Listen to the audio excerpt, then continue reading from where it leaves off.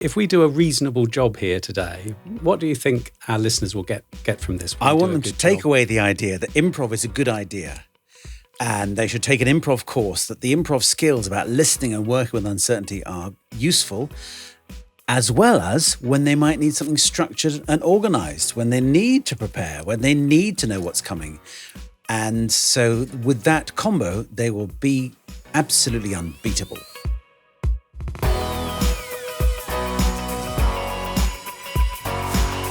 Hello, our guest today is Neil Mullarkey, comedy legend, co-founder of London's Comedy Store Players, and a force for good in the business world. Neil has distilled 30 years of improv comedy, creativity and relationship building into his new book, In the Moment, for anyone wanting to create better results at work. I'm Robert Digings, and this is Highly Relational, the podcast about creating, leading and developing great teams at work, along with all the joys and perils of human collaboration. If you're a leader, a manager, an HR professional, a coach, consultant or trainer, I'm confident you'll find real value here as the series unfolds. In this conversation, Neil explains why we need to be both like Newton and Darwin, how we've made creativity into something big and frightening when it should be small and cuddly, and why people aren't really the most important asset of an organisation. In fact, our conversation is packed with great ideas that you can use straight away. So, improv comedy. A group of comedians standing on a stage with no script, little planning, and certainly no idea about what's going to happen next. The very idea terrifies most of us. So how could it possibly be a good thing in business? I began our conversation by asking Neil this very question. Can improv comedy really enhance teamwork? Definitely. Improv is teamwork. And also improv, this form of theatre where the audience give suggestions and we make it up as we go along, is actually not always comedy, not always funny. The rules are about, I listen to what you're saying, I treat what you say as an offer. So I work with corporates using improv skills, which are all about listening, working with what the other person gives you, coping with ambiguity and uncertainty. I don't know what she's thinking. She doesn't know what I'm thinking. But if we can work together, collaborate, then the outcome will be better than if we worked as individuals. So improv, the first rule is listen. What's she saying? What's he giving you? Treat it as an offer, a gift upon which to build. So our ethos is kind of yes and. Yes, I hear what you say and I build on that. And what is the whole philosophy that enables you as a group of 6 people to do that? Because it can't just be about saying yes and building on what the last person said. I imagine it's got many elements to it. That's the main one, actually. It's surprising. We do a show which is a bit like Whose Line Is It Anyway? It's called short form. So short sketches where you ask the audience for emotions or film styles, different things. And so there's about 8 exercises, games we do throughout the evening. There are others who do long form, one show, one story, Jane Austen or a musical, whatever. But the ethos remains yes and. Whatever you said, I got to build on that. There's stuff underneath it, and one of my chapters is called storytelling, because the audience wants to see a bit of story. They don't just want gags. After a while, they're looking, and there's the story A that we're presenting. Man meets woman, prince finds dragon, whatever, treasure is to be found. So we're kind of creating stories. And actually, there's also the story of the 6 of us, how we get on. And there's lots of fun of something happening in one scene. You might bring it back later. But the story is important. And so that's why I've learned really over the years that story is a really powerful thing in business. And there's the stories we can tell of the past, but also using the improv thing of when I'm dealing with a client, when I'm dealing with a colleague, as a leader, can I create, co-create, tell the story of where we are? That makes sense for me. Oh, this is why we're here. And the story of the future. So you've got levels of stories about how we got here, stories of understanding why, what we need to do next, and stories of where we could be. So let's go back to your comedy roots with the Comedy Store Players, which you founded with Mike Myers in the 80s. Before that, you were at Cambridge. And what I love about your story about going to Cambridge is, if I've understood correctly, you chose to go to Cambridge, not because of the world-class education that was on offer, but because you wanted to be in the footlights. That's right, because of John Cleese and Monty Python and Peter Cook. I didn't tell my parents, though, so I studied economics for 1 year and then 2 years of social and political science. And then I was president of the Footlights, and we got our equity cards, which was a thing you needed in the 80s, toured around Australia. And then I was doing a show at the Gate Theatre in Notting Hill above a pub. And there was a bloke selling tickets for us. And his name was Mike Myers. And we got talking and we did a double act. And he told me about improv. And we formed the Comedy Store Players with Paul Merton and Kit Hollaback and Dave Cohen. Improv wasn't a thing. Still, people don't really know what it is. They think it's stand-up. No, stand-up comedy is one person generally, and she or he stands on stage, says stuff they've prepared, and they'll do another time, many times, perhaps around the country. They might ad-lib once in a while, but improv is you're actually creating theatre. There's 6 people in the Comedy Store Players. You're asking the audience for suggestions, and you're creating little moments of theatre, little scenes, vignettes, and songs even. The idea of standing on a stage with no script terrifies a lot of us because Yes. it feels like we're exposed and it could easily go horribly wrong. Well, this is the thing. Horribly wrong is subjective. Often, if you come and see the Comedy Store Players on a Sunday, you'll see things going, quotes, horribly wrong. Somebody mishears, says the wrong thing, says something he didn't mean to say. And that is often a creative breakthrough. And so often creativity comes from a non-linear place. Somewhere, if you just iterate the process you're doing now, you'll just get a slightly better version of what you have now. So improv is a left brain way of enhancing right brain creativity. We have structures. Listen, say yes, build on the other person, find the story. Why are these characters meeting today? Who are they? What are they doing? Where are they? These are the rules, if you like. So the ethos of improv about being open to your idea and you being open to my idea, follow the follower, is directly applicable to conversations in organizations, between clients and colleagues, in selling, in negotiation. Are there limits, though, to where the idea of comedy improv and the way a comedy improv troupe like the Comedy Store Players functions, are there limits to how that can be applied in a boardroom situation where maybe big decisions are being made that affect thousands of people's lives or lots of money is at stake? Well, I'm not sure I'd say limits. I would say they can be used moment by moment. There are times when you need something else. So you do need to have a plan. You do need to be able to, at the very least, a presentation. Know how long it's going to last. Rehearse it. I often point out to people the difference between winging it and improv. Winging it is from the wings. In the theatre, somebody's in the wings and they don't know their lines. There is a script. There's only one version of reality and they're failing to remember it. And they're spending their time panicking, can't think of anything to say, all over the place, going to the wings saying, what's the line, what's the line, what's the line? And that's different from improv, where you say, this is a moment we're going to open up the possibilities and see where we get to. Now, I would say in any organization, there's moments when you need to be thinking of what's the plan, what do we need to stick to? And, here's a moment of opening up possibilities. Woodrow Wilson, US president, the only one with a PhD in political science, he said people make the mistake of thinking that government is accountable to Newton rather than to Darwin. Now, Robert, you're looking very excited by this, but I think any human organization has a bit of Newton, i.e. mechanics, F equals ma, laws of motion. Press a lever here, out comes the sausage the other end.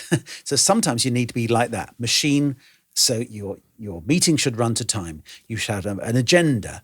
You should have budgets, etc. And actually, this is where I took issue with limits. The Comedy Store Players, we perform every Sunday, 7:30 till 9:30. We know who's on. We know which games we're going to play. The Comedy Store has organised insurance, security, drinks, food, sold tickets, all of which is Newtonian, organised, mechanistic, so that we can then be fully Darwinian, adaptation, evolve in the moment. And I think at any moment in the boardroom, you want conversations to open up. And then at some point, the boss has got to say, or whoever has got to say, this is what we're going to do. We're going to do this. No more discussion. But then once you try it out, keep looking. Has that worked? Should we stick with a strategy that isn't working? No. Should we have no strategy at all? And no. So this general thing of Eisenhower said, for example, a plan will always be dead when you hit the enemy, but that doesn't mean you don't do planning all the time. And that dynamic is confusing to some people. They say to me, when things go wrong, oh, let's improvise. And I'm saying, let's improvise so that things go right. So spotting opportunities. So I've got a whole chapter on serendipity, for example. But is improv the answer to everything? No. It's the answer on some occasions. If we all could have a little bit more improv ethos about listening and being open to possibility, we'd do better. But I would say none of the Comedy Store players, myself definitely included, should ever be the CEO of any organization, because we don't do the other thing you need, which I notice people don't have. Often they're not organized. They don't have structure. They don't have a sense of where is this going. So is your work and what you're proposing in your new book, In the Moment, about recalibrating that for business? The fact that you say that none of us should really run a company or be a CEO might suggest that you're trying to add something to the existing way of working. Is that fair? Absolutely. Yeah. Frankly, listener, you won't get as far if you're just good at technical things. If you can use this improv thing, which is on the one hand, personal, interpersonal, rapport, how do I have better conversations? Oh, they're nice. They listen to me. Oh, we had a little bit of a laugh together. That's powerful. But then the broader sense of, oh, the world is changing. Things don't go to plan. Oh, what do? Do I panic or do I spot opportunity? Hence my chapter on serendipity. Improv is about spotting opportunity as well as, oops, things haven't got to plan. How do we pick it up? So what I'm saying is all the people who are good at their job, their abilities will only get them so far. Technical abilities will only get you so far. If you can use this non-linear, co-creative ethos, this will help a lot. And so, as I say in my book, the kind of spectres hanging over us are robots and remote. How much will ChatGPT be eating our lunch? Quite a lot, actually, possibly knowledge workers more than we expected. On the other hand, at the moment, ChatGPT seems to be able to collate existing understanding and knowledge. I don't know if we went on a first date with ChatGPT, how much fun we'd have. A job interview, that kind of stuff that's very human. And so improv will help you with those in the moment. Oh, I don't know what to say here. How do I pick up this networking conversation? How do I make this negotiation work? How do I lead this person in a coaching way where she's quite different from how I am, but I want to bring out the best of her rather than make her try and be like me? On the other hand, remote as well. So we feel it's impersonal, it's not as much fun. But if you use some improv techniques to have a bit more fun, to really listen, even simple things like the idea in improv is to think of what somebody says as an offer. And I say, I broaden that in terms of business. An offer could be, what's the market saying to us? What's technology? What's regulation? Don't say, oh, I wish it wasn't there. Oh, I can't think of anything rather than what we're doing now. You go, oh, there's an opportunity there. Sometimes the restriction can be a liberation and a creative input. On the other hand, the offer, when I'm doing Zoom or Teams, I look at what's in the background and there's something behind them. There's a picture. There's sometimes a pet. And I use that to start the conversation. I even say, go and get an object and that delights you, and they talk about it. So you use that as an offer. So it's a catalyst, it's a hook, it's a cue, it's an opening to begin something rather than just sticking to, hey, let's talk about the task. So there's the improv ethos has many applications. So I think be on top of what you do, whatever it is. For example, a lawyer said to me, she'd been a lawyer 15 years, and she said, sometimes I realize now it's not the quality of the advice I give, it's the quality of the relationship I have. And so the improv comedy ethos is very relational. And there's a lovely, in fact, I think it's a superb quote in your book. One of the things that, in fact, I'm left with from reading it is around this idea that people are the most important asset of a business. And you go, really? Isn't it people's relationships that are the most important thing, the most important asset that the business has? So say a little bit more about what you see in corporates around that quality of relationship and your passion for improving that. Yeah, because people say people are our greatest asset. What does that mean? What does it actually mean? And they leave. I see it all the time. People leave. What do they take with them? They take relationships and their knowledge. So it's how much is compliance talking to sales? Any org structure, those lovely mythical pictures of boxes, they don't show what really goes on, which is She's talking to him. She bumps into him. The receptionist is a font of wisdom, of relational networking. How often people have said to me, because I did this launch the other day, we called it Laughter at Work. I wanted to call it Laugh at Work. And people emailed him saying, I can't come, but I can tell you that I had this job, my highest paid job. I lasted 9 months because we didn't laugh. And so are we able to have the conversation? So the word relational sounds a bit touchy-feely, doesn't it? But your whole thing's called Highly Relational. I remember coming across the word relational at Ashridge Business School. Mm-hmm. And of course, it's how we talk to each other, how much we trust each other, how much we're prepared to go outside the bounds of what's been done. We don't have to like each other, actually. Somebody said trust beats like. But how much am I telling you of what I'm doing? And even things like I work with a global media company, the law department.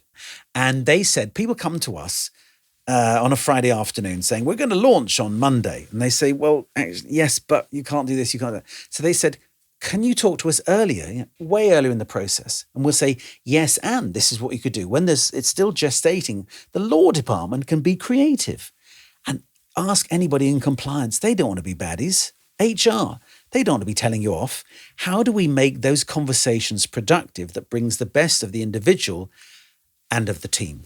And you've covered, in that last answer, you've covered touched on two of the main chapters of your book, one on creativity and the other on this interesting and somewhat elusive idea of collaboration. And both seem to be, for both to happen, there needs to be a high quality of relationship. So let's explore those one at a time. The collaboration thing, you spend a bit of time trying to define it. What conclusion have you come to around what collaboration is at work, and what are the key things that really need to be paid attention to? Well, I'm often called into collaboration. Yes, and I work with you, you work with me, we're co-creating, and both of us are writing the story, but neither of us claims sole responsibility. However, being the person I am, that I want to be doing the best for my client, I've looked into when is collaboration not a good idea? How can a leader, because my workshops tend to be teaching people to collaborate, but how does a leader enhance collaboration? How does she or he make this a collaborative environment? So collaborative to me means work together, co-labor. That's hard to define because actually we know there are times when it's best to go off on your own and do something. I want to do this spreadsheet. I want to write this proposal. And I found some research that there's different types of collaboration. We just do it all together. So brainstorming doesn't work for many people and many moments. Somebody loud, crazy ideas, quiet person going, well, that's never going to happen. Not a great idea. On the other hand, if I go away and have a few thoughts, bit stuck, come back, talk to everyone, oh, that's interesting, air some possibilities, then I go back and do it on my own, that co-collaboration is quite good. So if we're all collaborating all the time, it may not be great. If we're all lone wolves, it may not be great. So a nice combo is good.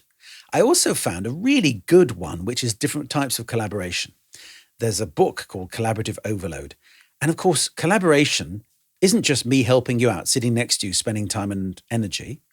It could be just you ask me a question, I give you the answer. It could be you talking through the problem and I share with you somebody I know because I've talked to everybody. Isn't it great? I know she can help. Oh, he's a great one at that. And that doesn't cost me as much. Although, in sales, people will tell you that you don't share your network, but actually you should. So it's interesting that what's called the personal collaboration, which is I sit down, spend my energy and my time with you. Women tend to do more. Men, here's the answer, off you go. Ask him, do that. And that's a shame. But on the other hand, there are certain people who are brilliant at collaboration, and something like 3 to 5%, I don't know, it's in the book, so if I'm wrong, shoot me, create 30 to 50% of the collaborative value add, if you like. And there are certain people who do no collaboration at all. On the other hand, those great collaborators, the go-to good girls and guys, get overloaded sometimes. No good turn goes unpunished. So what I say is basically to people, yes, ask for help, but equally offer help. And sometimes the help may be just, can I listen to you? I may not give you the answer, but I'm going to listen. I even thought about having a chief collaboration officer who helps collaboration. Their job is to make that happen and also stop it if it's not suitable. So one of the things I would say is, first of all, decide, is this a collaborative moment? Actually, should I just go and do it on my own or get her to do it on her own?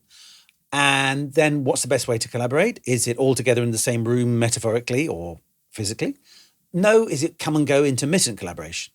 And then the dark side of collaboration, I said, which is actually noticing that the unsung heroes, collaboration could be actually, let's collaborate. You take this off my in tray. You do all the work.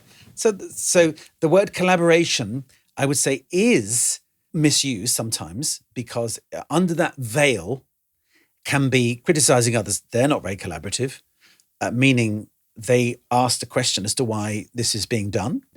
Others, all they do is collaborate. That's their job.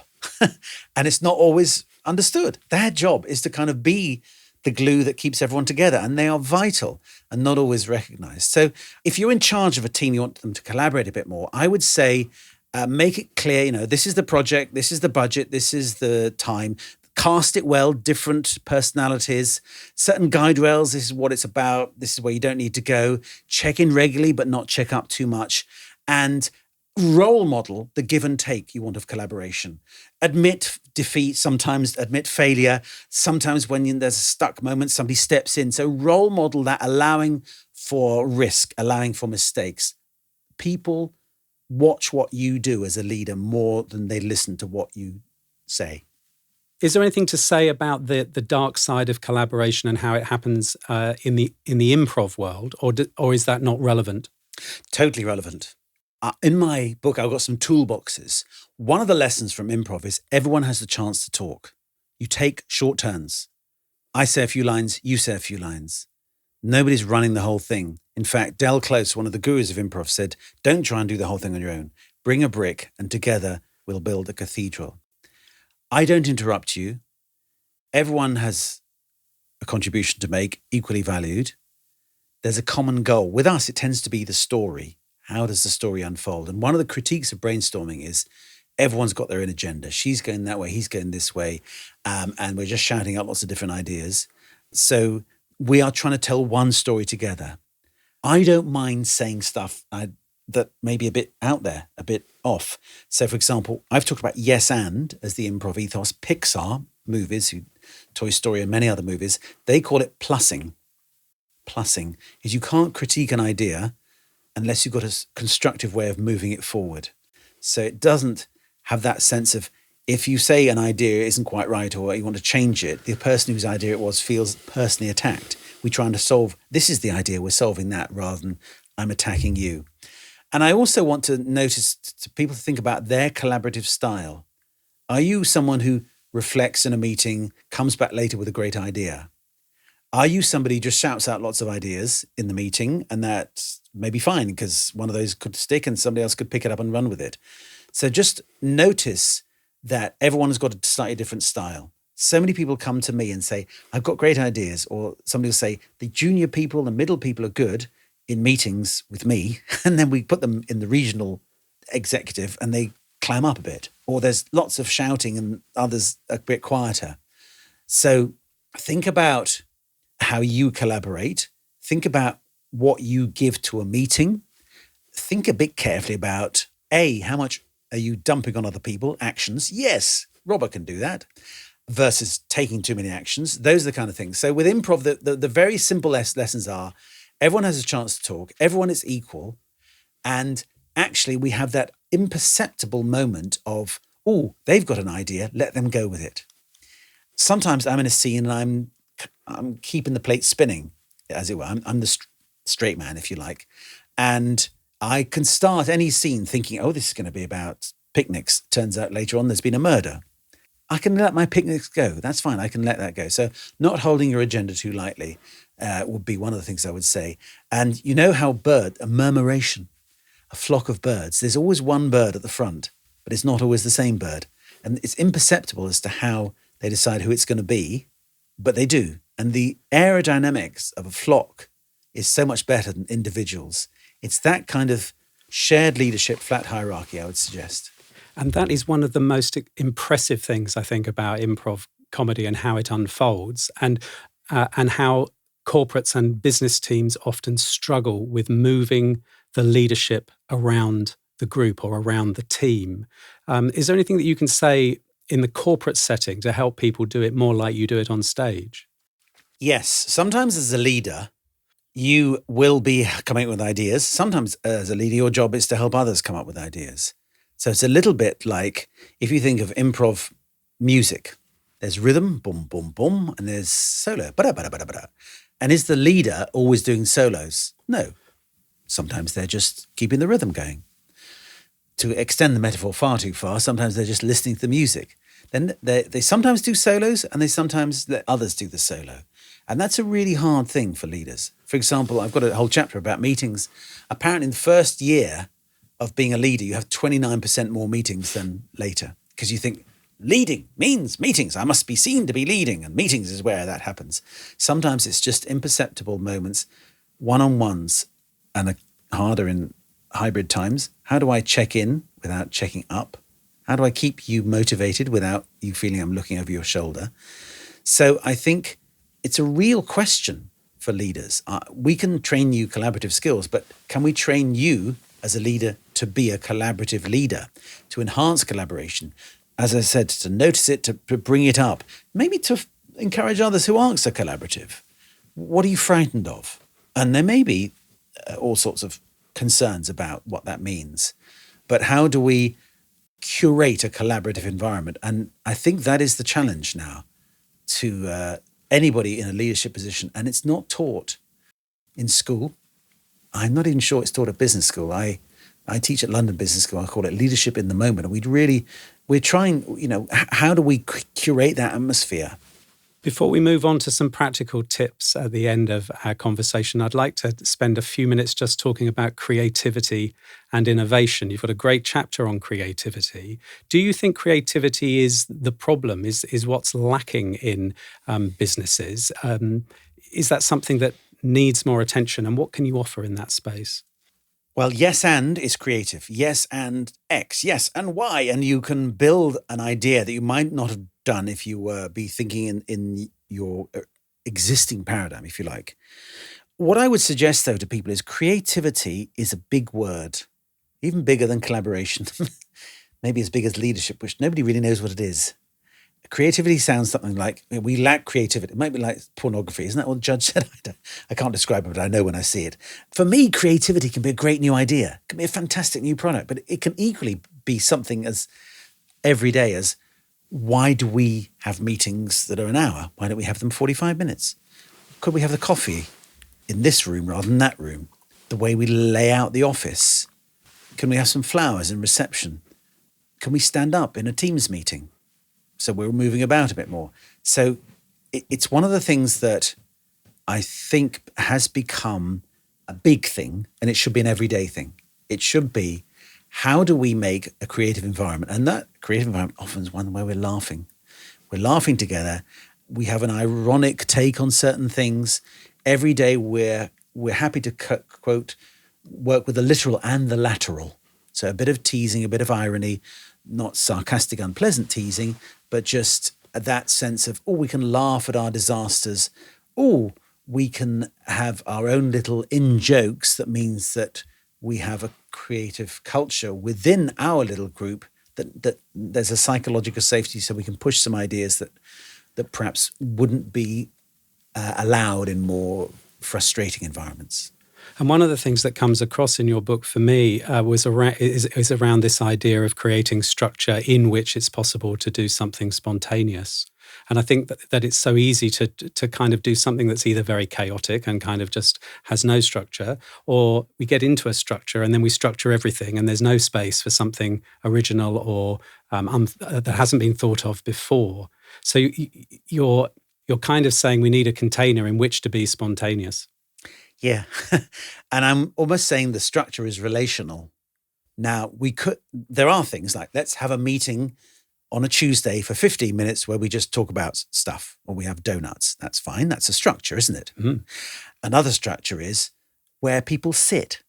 On the other hand, you might have a structure. Well, let's be creative on a Monday morning, or let's have the Monday morning meeting. And, agile software development, they have a stand-up meeting 15 minutes every morning. great. Stand up, only 15 minutes, go away, think about ideas, share what hasn't gone well. So I would say you have to have some structure, but is the structure enhancing or restricting? And in a way, the structures might have to develop. What was good last year isn't for this.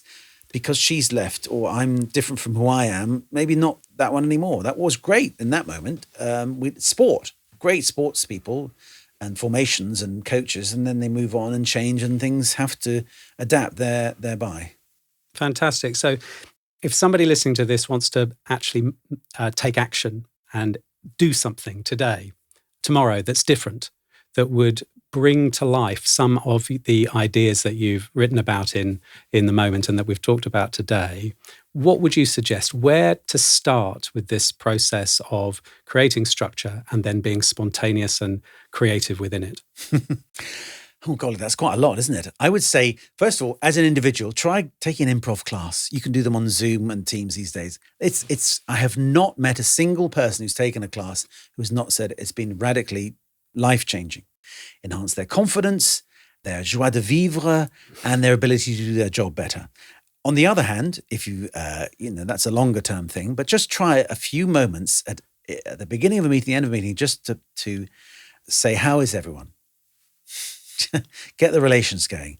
Go in early to a Teams meeting and say, I'll be there early if anyone wants to chat.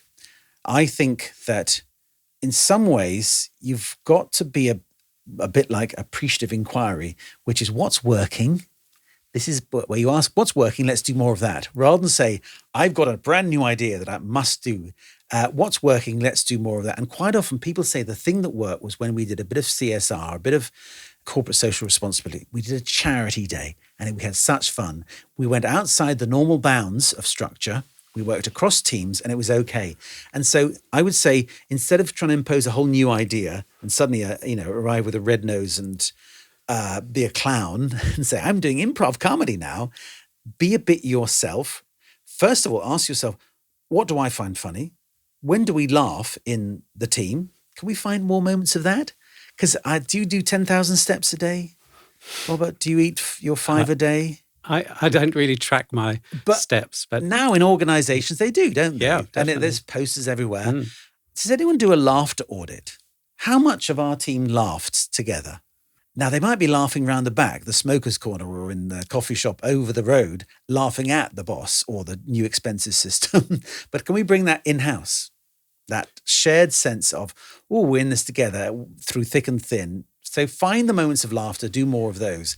Even stuff not as boring, as seemingly deadpan as, do we have to have this meeting at that time in this room?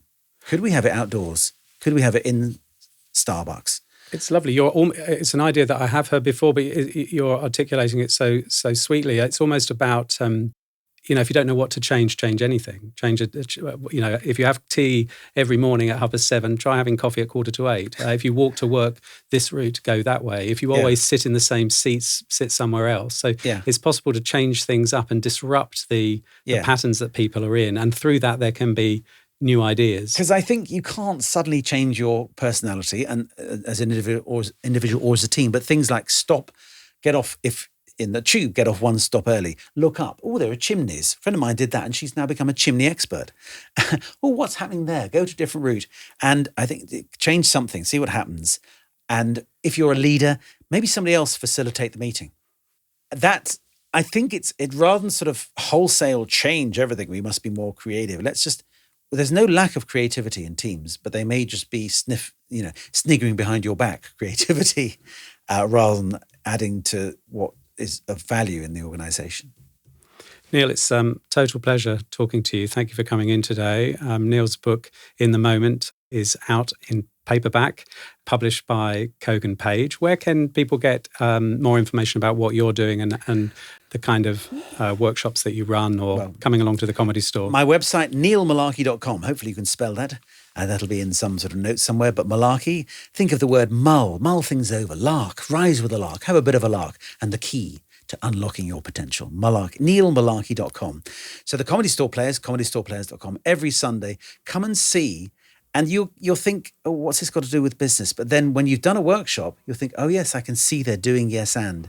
They are literally co-creating, they're navigating a journey together where they're giving and taking the lead. That opens you ideas. They're vulnerable, but there's eminent trust. That was Neil Mullarkey. Thank you, Neil. Great Thank to you. see you.